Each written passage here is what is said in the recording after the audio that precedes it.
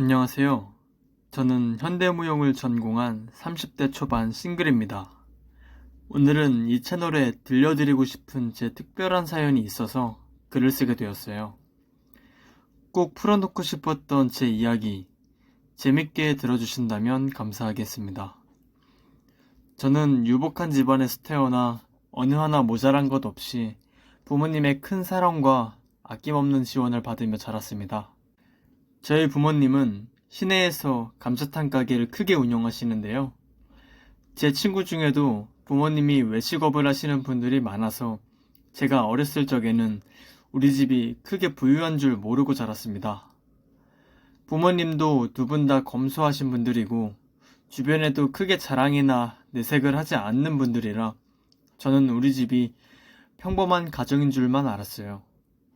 하지만 어른이 되고 보니 부모님이 운영하시는 감자탕집은 커다란 매장에 사람들이 줄을 서서 기다릴 정도로 장사가 잘 되는 집이었고, 전국적인 프랜차이즈는 아니지만 주변 지역에 가맹점도 몇 개나 있는 소위 잘 나가는 집이었어요. 생각해보면 부모님은 당신 자신들에게는 검소하셨지만 제가 하고 싶은 것, 배우고 싶은 것이 있으면 언제나 안 된다는 소리 한 번 없이 적극적으로 지원해 주셨어요. 언니와 저, 자식들이 하고 싶은 일 마음껏 하고 제약 없이 꿈을 펼칠 수 있도록 언제나 힘써 주셨답니다. 그래서 저는 제 부모님이 너무나 감사하고 자랑스러워요. 또 부모님이 일궈온 감자탕집 사업에도 큰 자부심을 품고 있답니다. 부모님이 열심히 일해주신 덕분에 언니는 걱정 없이 열심히 공부해서 저희 집안의 자랑인 검사가 될 수 있었고, 저는 현대무용에 재능을 보여서 20대에는 유명 무용단에 발탁되어 활동할 수 있었으니까요.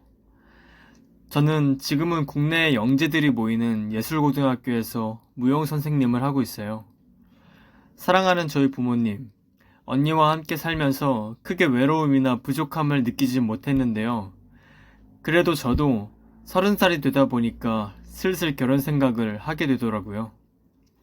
그래서 결혼정보회사에 등록해서 남자친구를 만나게 되었어요. 예술계통에서 알아주는 대학에서 무용을 전공하고 부모님이 모아놓은 자산도 꽤 되는 저는 결혼정보회사에서 높은 점수를 받을 수 있었어요. 그래서 변호사인 남자친구를 소개받을 수 있었는데요. 예술고등학교와 예술대학을 다니며 봐온 섬세한 남자들과는 다른 모습에 푹 빠져서 금세 깊이 사랑하는 사이가 되었어요. 똑부러지고 남자답고 자신감 넘치는 모습에 이런 사람이라면 결혼을 해도 어떤 문제도 같이 헤쳐나갈 수 있겠다 싶었죠. 혜연아, 만약 우리 결혼하게 되면 너는 오빠가 꼭 책임질게. 아이를 몇 명이나 낳아도 아무런 부족함이 없이 키울 거야. 3명이든 4명이든 나는 다 감당할 자신 있어. 오빠도 참, 그렇게 아이를 많이 낳으면 내가 감당 못해. 그래도 우리 오빠 너무 듬직하다. 키도 크고 잘생겼고 능력도 있어. 남자다워. 우리 오빠는 부족한 게 뭐야? 남친의 듬직한 말과 행동에 저는 결혼에 대한 확신이 점점 더 커졌어요. 이런 사람이라면 함께 미래를 그려갈 수 있겠다 싶었죠. 책임감이 넘치는 모습도 좋았습니다. 너희 부모님은 감자탕집 하신다고 했지? 이제 연세도 있으실 텐데 가게 운영하기 힘드시겠다. 아직은 직원들이랑 같이 일하면 괜찮다고는 하시더라. 그래도 좀 더 시간이 지나면 슬슬 가게를 다른 사람에게 넘기고 은퇴하시는 것도 생각하고 계신 것 같아. 뉴스에 보면 자영업이 적자도 많이 나고 힘들다고 하던데, 혜연이 부모님 은퇴하셔도 내가 다 책임질 테니까 힘드시면 걱정하지 말고 쉬시라고 해. 우리 부모님은 은퇴하고 걱정은 없으시긴 해. 그래도 그렇게 얘기해주니까 너무 든든하고 고맙다. 우리 벌써 가족 같은 느낌이네. 저희 부모님은 감자탕집이 크게 성공하여 가진 재산이 많았어요. 부모님께서 소유하고 월세를 받고 계신 건물도 몇 채나 되었죠. 그래서 부모님의 은퇴 자금뿐만 아니라 저나 언니가 당장 일을 그만두고 새로운 일에 도전해도 경제적으로 어려움이 없을 정도였죠. 하지만 굳이 이야기하는 것도 뽐내는 것 같아서 남친에게 말하지는 않았어요. 그저 남친이 나와 우리 가족을 많이 생각해 주는구나 싶어서 고마울 따름이었죠. 그런데 결혼 이야기가 현실적으로 다가올수록 저희는 사소하게 부딪히는 일이 많아졌어요. 처음엔 남자답고 든든하다고 느꼈던 부분들이 점차 가부장적인 언행으로 느껴지기 시작했어요. 결혼 정보회사에서 처음 만날 때 저는 아이를 한둘만 낳고 제 커리어를 계속 이어나가는 것을 조건으로 걸었는데요. 남친은 그런 것은 까맣게 잊어버린 듯이 말을 했어요. 가족은 모름지기, 아이도 많고 시끌벅적한 게 좋은 것 같아. 요즘 저출산 문제도 심각하고 아이를 많이 낳는 게 애국이라고 하잖아. 혜연이도 밖에서 힘들게 일하는 것보다 집에서 아이 보면서 지내는 게 더 편하지 않겠어? 나 처음부터 아이 많이 낳을 생각은 없다고 했잖아. 그리고 나 무용 선생님 일하는 거 절대 안 그만둘 거야. 내 꿈이기도 하고 부모님이 여기까지 얼마나 지원하고 밀어주셨는데. 그래도 네가 벌어봐야 얼마나 벌겠어. 아이들 다 베이비시터 쓰고 그러면 그 돈이 더 들걸? 오빠에 비하면 버는 돈이 적을지는 모르지만 나도 벌 만큼 벌어. 나도 나름 내 분야에서는 성공한 커리어야. 그리고 이건 돈의 문제가 아니잖아. 그래, 혜연이가 무용을 했으니까 나 같은 남자 만날 수 있었지. 하지만 엄마가 그러는데 여자는 모름지기 집에 있는 게 제일 자연스러운 거래. 뭐? 그 정도는 아닌데, 오빠. 남자친구의 입에서 엄마가 그랬다라는 말이 나왔을 때는 조금 당황했습니다. 쎄한 기분이 들기도 했어요. 하지만 그때 저는 남친을 깊이 사랑하고 있었고 결혼하고 싶다는 마음이 크게 변하지는 않았어요. 지금 생각해보면 그때 미리 알아차리고 마음을 바꿨으면 어땠을까 싶기도 해요. 하지만 지금에 와서는 그런 것들도 다 인생 경험이라는 생각이 드네요.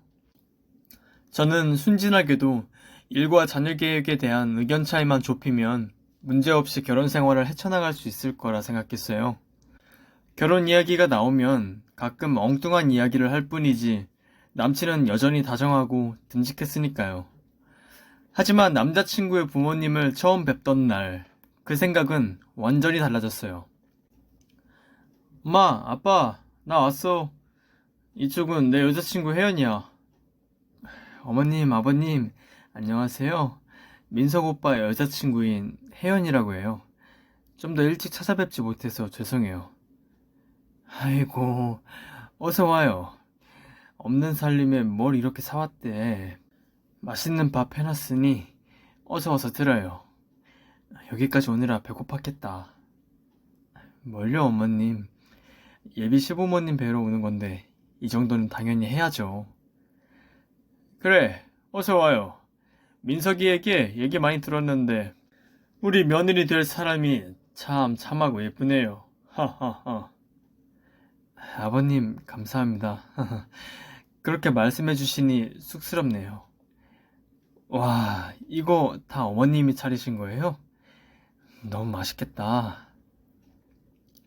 남자친구의 부모님을 뵙기 전에 선물을 고르는 일이나 옷차림까지 정말 고민을 많이 하고 긴장도 되었어요.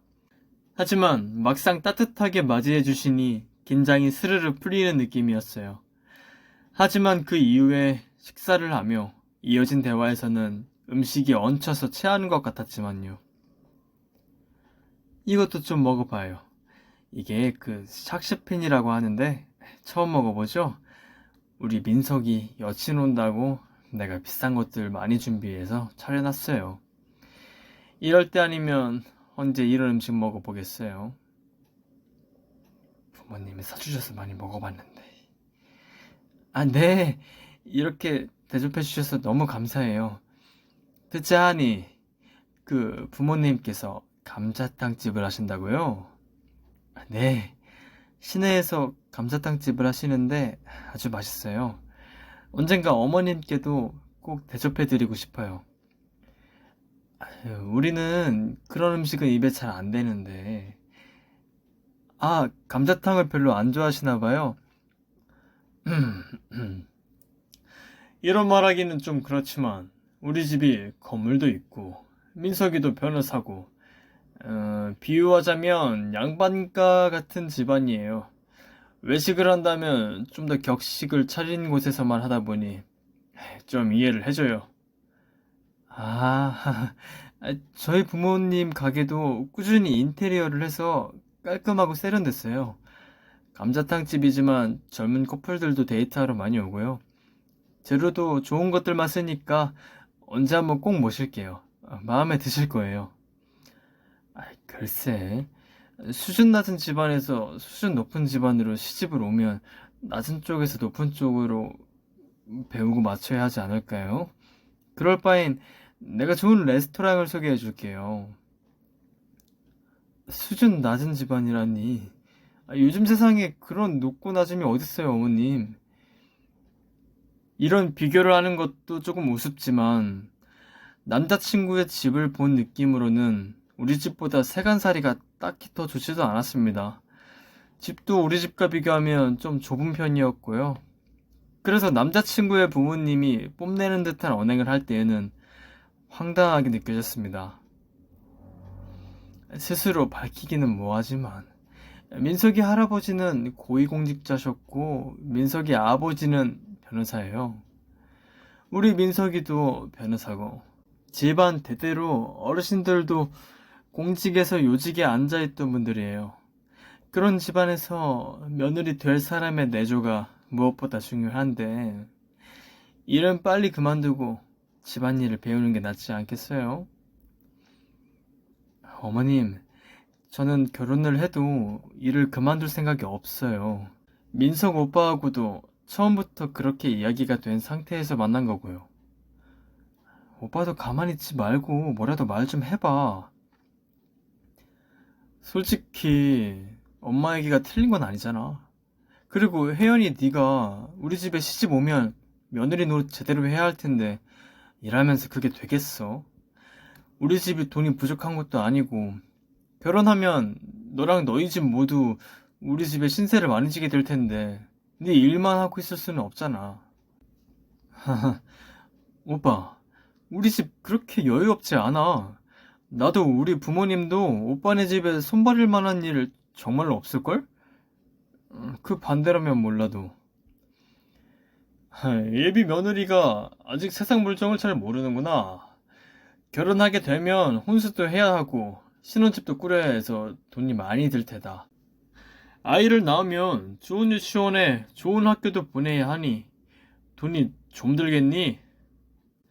그래 아가 고작 감자탕집 운영하는 부모님이랑 무용선생이나 하는 네 벌이로는 감당하기가 힘들 거예요.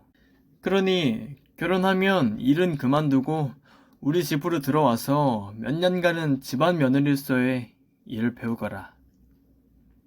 고작 감자탕집의 무용 선생이라니요. 어머님, 저도 저희 부모님도 자부심을 품고 하는 일이에요. 혜연아, 어르신들 앞인데 그렇게 고집을 부리면 어떡해. 이제 우리 집안에서는 그러면 안 돼. 오빠까지 그러기야? 도대체 생각이 몇 년대에 멈춰져 있는 건지 모르겠네. 어머님, 아버님, 음식은 맛있게 잘 먹었습니다. 저는 이만 돌아가 봐야 할 것 같네요. 어머, 이렇게 버릇없이 제 할 말만 딱 하고 식사 자리에서 먼저 일어나는 법이 어딨니? 천한 집안 출신인 줄은 알았지만 정말 다시 교육하려면 꽤 고생하겠구나. 저는 그 상황이 어이가 없어서 더는 말이 나오지 않았습니다. 집안 대대로 변호사나 공무원을 해왔다고 해도 요즘 같은 시대에 마치 양반이나 된 듯이 행동하는 것이 우습게도 느껴졌습니다. 자랑 섞인 이야기를 듣다 보니 가지고 있다는 건물도 시내가 아닌 변두리의 작은 건물이더라고요. 부모님이 운영하시는 감자탕집이 들어선 시내 빌딩을 포함해 그런 빌딩은 몇 채씩 가지고 있는 집안에 제가 보기엔 별것도 아닌 수준이었습니다.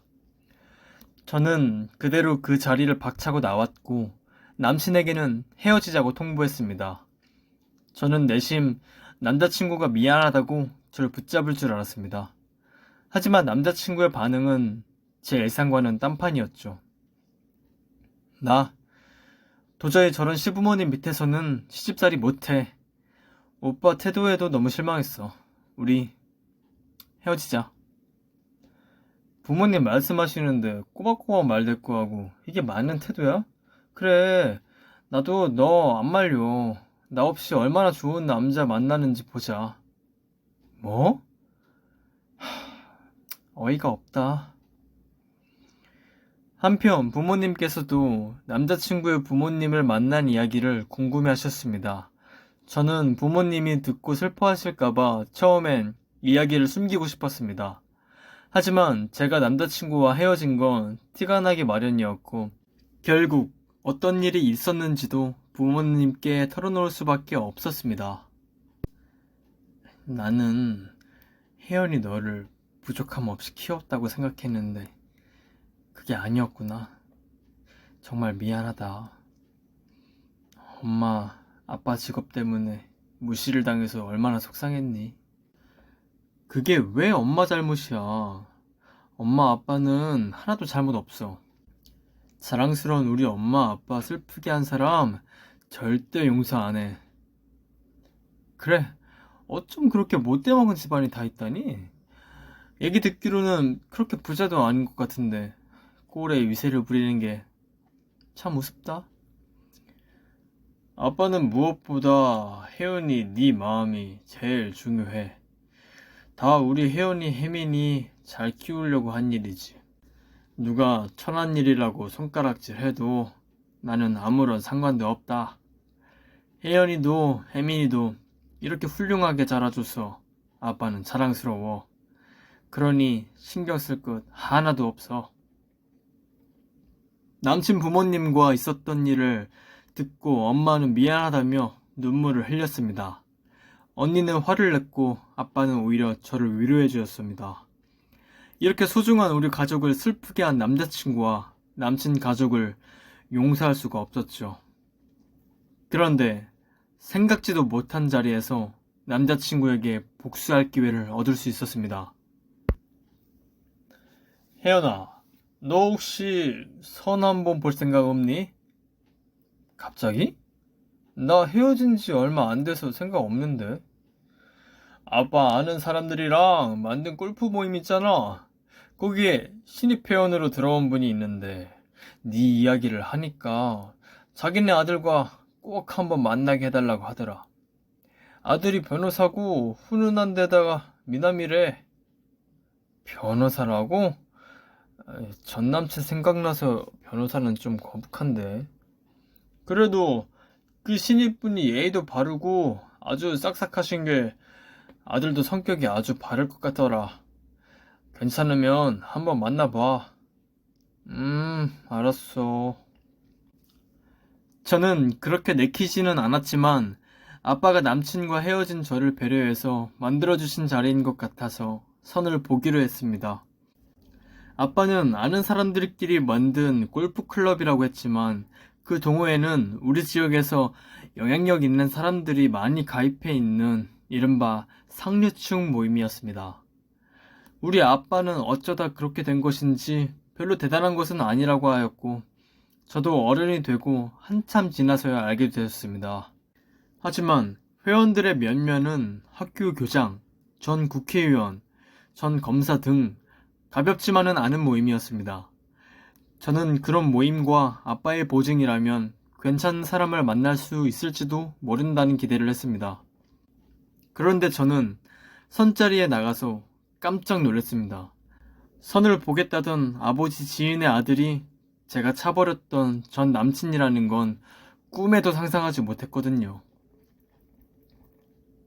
혜연이, 네가 왜 여기에... 설마... 그래, 나 여기 선보러 나왔어. 그런데 그게 너였다니 김이 확 새네? 그럼 프랜차이즈 사장님의 따님이 혜정의 너였다는 말이야?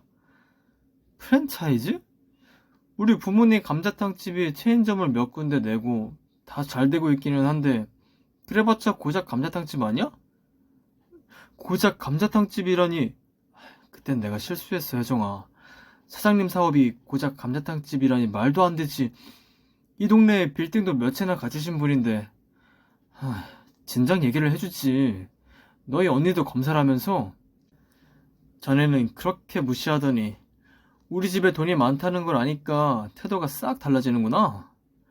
나 만날 때는 한 번도 꾸미는 모습을 본 적이 없는데 머리까지 하고 말끔하게 차려입고 와서 긴장하고 있던 모습이 꽤 웃기네. 그건 오해야, 혜연아. 다 내가 잘못했어. 진짜 그건 실수였어. 우리 부모님도 그냥 널 걱정해서 집에 돈 좀 있다고 그렇게 뽐내더니 우리 집이 더 돈이 많다는 걸 알게 되니까 바로 비굴해지는구나. 아유, 지체 높은 집안인 척 하더니 그 체면도 참 싸고 얄팍하다. 혜연아, 제발 한 번만 더 기회를 줘. 내가 잘못했어. 저는 그대로 자리에서 일어나서 저를 붙잡는 전 남친을 뿌리치고 집으로 돌아왔습니다. 그리고 아빠에게 사실대로 전부 이야기했습니다. 아빠는 전 남친의 아빠가 그렇게 겉과 속이 다른 사람인 줄 몰랐다며 노발대발했죠. 그 이후로 전 남친 집안 사람들이 저에게 어떻게 대했는지 알려져 전 남친과 그 부모님은 제대로 망신살에 뻗쳤다고 하네요. 지역 명사들이 모인 아빠의 골프 모임에서도 얼마 못 가 자진해서 그만뒀다고 해요.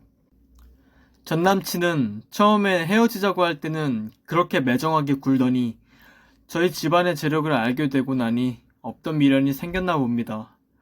제가 일하는 학교에까지 찾아와서 저를 만나야겠다고 몇 번이고 소동을 피웠는데요. 학교 앞에서 소동을 피우다 보니 경비와 지역 주민들에게 신고를 당하고 결국 경찰서까지 끌려갔다고 해요. 소란을 피우는 일이 반복되고 반성하는 태도로 보이지 않아서 유치장에 들어갔다가 결국 큰 벌금을 내고 풀려나기도 했다네요. 결국 전 남친과 그 부모님은 진짜 부자에게 허세를 부린 졸부라는 이야기에 전 남친이 유치장에 들어갔다 나왔다는 소문이 돌아서 얼굴을 못 들고 다니게 되었습니다. 그 이후로는 관심을 끊고 살아서 소식을 듣지 못했는데 가족끼리 먼 지역으로 이사를 했다고 합니다. 전 남자친구와의 일에서 교훈을 얻은 저는 이제 당장 결혼에 급급하지 않고 신중한 마음으로 평생의 반려자를 찾아야겠다고 마음먹었어요. 삶에서 가장 중요한 건 내 가족과 내가 중요하게 생각하는 꿈과 가치이고 결혼은 그것을 위한 하나의 수단일 뿐이라는 걸 항상 마음속에 교훈 삼고 있습니다. 만약 다른 사람을 만나도 이젠 제 꿈과 제 가족을 소중히 여겨주는 사람인지 꼼꼼히 확인할 거예요.